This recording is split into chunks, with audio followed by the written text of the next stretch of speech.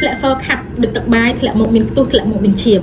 បងបរោះក៏ដូចគ្នាដែរក្រោយពេលដែលរួមភេទមានការហូបខ្ទុះមានការធ្លាក់ឈាមមានការធ្លាក់មកលក្ខណៈបែបដូចកកខ្ទុះហើយចាប់ផ្ដើមមានក្លិនអត់ល្អក្តៅកាហាយឈឺហួលនៅពហុនំរបស់គាត់សួរថារោគសញ្ញាទាំងអស់នេះជារោគសញ្ញាអ្វីចាបើសិនជាសង្កេតឃើញថាមានការធ្លាក់ for ដូចខ្ទុះឬមួយក៏មានលាឈាមឬក៏ធ្លាក់មកសន្តានលក្ខណៈបែបខាប់ហើយមានពណ៌លឿងឬក៏មានក្លិននោះគឺជារោគសញ្ញានៃចាជំងឺកាមរោគពពុះប្រមាថអាចកើតមានទាំងបរោះទាំងស្ត្រីគ្រប់វ័យទាំងអស់ជាពិសេសវ័យកណ្ដាលដែលគាត់ប្រឡូកក្នុងការរួមភេទមានដៃគូរួមភេទច្រើនព្រោះមានការចម្លងចាពីម្នាក់ទៅម្នាក់តាមរយៈការរួមភេទរបស់គាត់អញ្ចឹងតើតើជាមួយនឹងអាការៈទាំងអស់នេះបើសិនជាគាត់មិនបានព្យាបាលឬក៏គាត់ទុកយូរទៅស្ត្រីគាត់អាចរលាកទ្វេមាគាត់អាចពិបាកមានកូនអាចរដូវមកអត់ទៀងទាត់បរោះវិញគាត់អាចប្រឈមមួយបញ្ហាខ្សោយភ្លើភេទបញ្ហាអត់កូនបញ្ហាដប់រងនោមឬក៏គាត់អាចប៉ះពាល់ជាមួយនឹងមហារីកលឹងអញ្ចឹងបើសិនជាមានបញ្ហាទាំងអស់នេះហើយសូម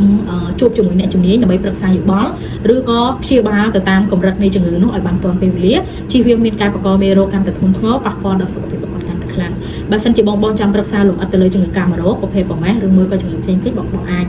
តំណែងមកកាន់នឹងគ្រូតាម Telegram ផ្ទាល់ខ្លួនរបស់គ្រូបាន069 3167 14អរគុណ